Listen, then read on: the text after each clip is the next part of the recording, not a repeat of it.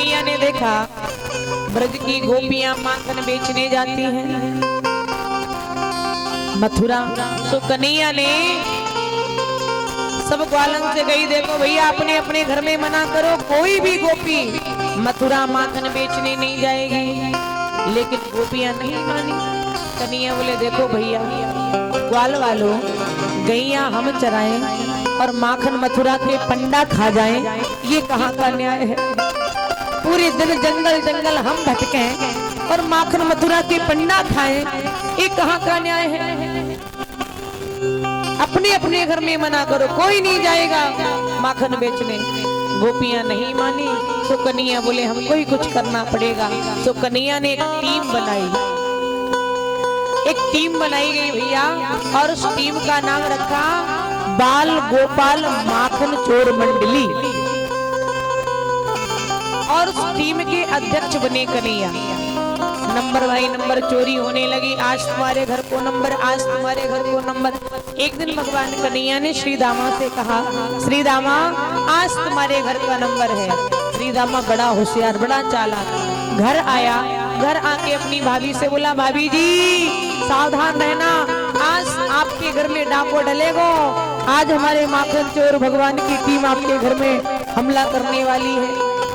तो श्री दामा की भाभी बोली आने दो, कलुआ को मैं देखूंगी कितना बड़ा चोर है, और अगर आज बात कलुआ को मैंने रंगो हाथ नहीं पकड़ो, रंगे हाथ तो कछु ना करो।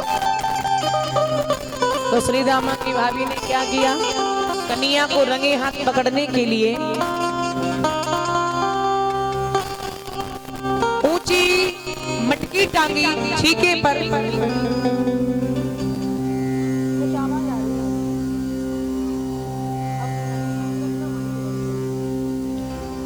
बहुत ऊंची मटकी टांगी और वह मटकी में एक घंटी बांधी। घंटी कन्हैया आएगो, मटकी छुएगो, घंटी बजेगी, मैं पकड़ लूंगी। सो कन्हैया जैसी गए ग्वाल वालों को देख ले करके कन्हैया ने देखा अरे बाप रे मटकी बहुत ऊंची टंगी है, मटकी बहुत ऊंची टंगी है। तो महाराज कन्हैया ने कुछ ग्वाल वालों को नीचे घोड़ा बनाया और उनके ऊपर कुछ बने, उनके ऊपर कुछ बने, सबसे ऊपर कन्हैया। अब कन्हैया ने देखा कि मटकी में घंटी बंधी। तो कन्हैया बोले एरी घंटी बजना नहीं, घंटी बोली सरकार नहीं बजूंगी। भगवान ने कहा अगर बजी तो समझ लेना, घंटी बोली सरकार कहा ना नहीं बजूंगी। भगवान ने धीरे से मटकी को छुआ, घंटी नहीं बजी। भगवान ने माखन निकाला, घंटी नहीं बजी। ग्वाल वालों को माखन खिलाया, घंटी नहीं बजी। ग्वाल वालों की डोज पूरी हो गई। ग्वाल वाले बोले महाराज हमारी डोज तो पूरी हो गई है, अब आप भी पालो। और जैसी कहा आप भी प्रसाद पाओ। तो कन्हैया ने माखन निकाला और जैसी कन्हैया माखन निकाल के जैसी मुंह से लगाते हैं महाराज सोई घंटी बज जाती है, जोर से घंटी बजी। जैसी कन्हैया ने माखन मुंह में डाला, घंटी बजी। ग्वाल वाल नीचे जो घोड़े बने थे वो सारे ग्वाल वाल कूद कूद के भाग गए। कन्हैया मटकी को पकड़े अथ पर लटके रह गए, अथ पर लटके रह गए कन्हैया। कन्हैया ने देखा अगर इतने ऊपर से नीचे कूदूंगा तो हाथ पैर टूट जाएंगे, फिर मैया कहेगी ये कहाँ से तोड़ के लाए तो क्या कहूंगा। सो कन्हैया बोले एक काम करते पहले इस घंटी की खबर लेता हूँ, इसके बाद कुछ उपाय करूंगा नीचे उतरने का। तो कन्हैया बोले चूरी घंटी मैंने तुझे मना किया था बजना नहीं, तू क्यों बजी। तो घंटी बोली सरकार जब आपने मटकी को छुआ मैं नहीं बजी, आपने मटकी से माखन निकाला मैं नहीं बजी, ग्वाल वालों को खिलाया मैं नहीं बजी। लेकिन सरकार जब मैंने देखा कि हमारे ठाकुर जी भोग लगा रहे हैं और बिना घंटी के भोग लगता नहीं है, इसलिए मुझे बजना पड़ा, इसलिए बजी मैं। भगवान ने कहा एकदम ठीक कहा तुमने, तुम तो भोग लगाने के लिए बजी लेकिन अब हमको भी बजना पड़ेगा। तब तक श्री दामा की भाभी आ गई। कूदे कलुआ तेरी मैया बड़ी मामी पीती, हमारो लाला कहूँ काऊ की चोरी ना करे। आज तो तुझे मैंने रंगे हाथों पकड़ लिया, रंगे हाथों पकड़ लिया तुझे मैंने। सुकन्या बोले भाभी पहले नीचे उतारो, बाद में बात करता हूँ। भाभी ने नीचे उतारा। कन्हैया बोले भाभी I am very very very sorry, भाभी आज के बाद कबहू माखन की चोरी ना करूंगा, भाभी मुझे आज माफ कर दीजिए, आज क्षमा कर दीजिए। श्री दामा की भाभी बोली नहीं, मैं तेरी मैया को रंगे हाथों पकड़ाऊंगी, तुझे ले जाऊंगी। तो महाराज कन्हैया को पकड़ो और कन्हैया को घसीटती हुई चली लेकर। जैसी चली सो कन्हैया बोले क्या करूं, अगर मैया के पास पहुंच गया तो सारा खेल खराब हो जाएगा। कन्हैया ने बीच में ही लीला कर दी। श्री दामा के भैया मिल गए रास्ते में, इशारा किया कन्हैया कहाँ जा रहे हो।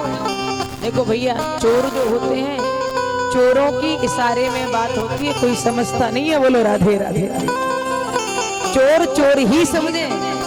श्री दामा के भैया ने इशारा किया कहाँ जा रहे हो, तो कन्हैया ने इशारे में कह दिया खाने जा रहे, खाने। देखो भैया मेरा बिल्कुल मन नहीं है, ये भाभी जी जबरदस्ती मुझे ले जा रही है। और हाँ अगर तुझे खाना है तो जल्दी आ जा, तू चला जा इनके साथ खाने।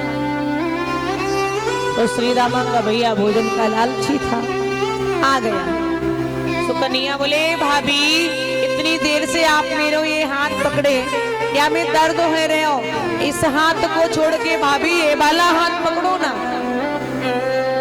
तो भाभी जी बोली ठीक है लाओ दूसरा हाथ दो। तो कन्हैया ने धीरे से अपना हाथ छुड़ाया और उसी के पति का हाथ उसके हाथ में पकड़ाया। बोलो राधे राधे, जोर से कहिए राधे राधे, प्रेम से कहिए राधे राधे राधे राधे। अपना हाथ छुड़ाया, उसी के पति का हाथ पकड़ाया और कन्हैया शॉर्ट रास्ते भागे भागे मैया के पास गए। अरे मैया माखन दे दे, भूख लगी है, माखन दे दे, बड़ी जोर की भूख लगी। तो मैया ने माखन दे दियो। कन्हैया बैठ के माखन खाने लगे। मैया एक बात कहूँ, हाँ लाला बोल। देख मैया आपके सामने में माखन खा रहा हूँ। हाँ अच्छा मैया एक बात बताओ, ये जो ब्रज की गोपियां है ना, ये ब्रज की गोपियां कहती कि मैया तेरे लाला ने माखन की चोरी करी, तो मैया मैं किसी के घर माखन की चोरी क्यों करूंगा। एक लक गौए नंद बाबा की 9 मन माखन होए। भैया हमारे घर में खुद इतना माखन हो तो हम किसी के घर में गाय को चोरी करेंगे। 9 मन माखन हमारे घर में खुद ही होता है तो हम चोरी करने क्यों जाएंगे। सो मैया बोली हाँ हमारा लाला तो कबहू गाँव के घर में चोरी ना करे, ये सब झूठ बोलते हैं। ब्रज की सारी गोपियां झूठ बोलती हैं, मेरा लाला तो किसी के घर में चोरी ना करता।